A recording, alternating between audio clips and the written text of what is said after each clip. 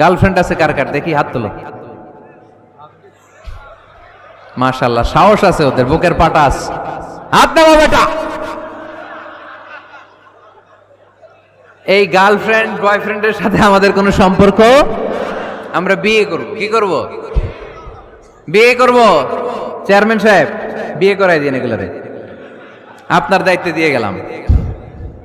এই girlfriend boyfriend এগুলো ইসলামের কালচার নয়। বিয়ের চেয়ে ভালো কাজ পৃথিবীতে হতে পারে।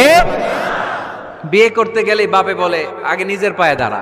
তো এতদিন ও কার পায়ে দাঁড়াইছে? ছেলে মেয়েদেরকে সাহস দেন, ছেলেও পড়বে।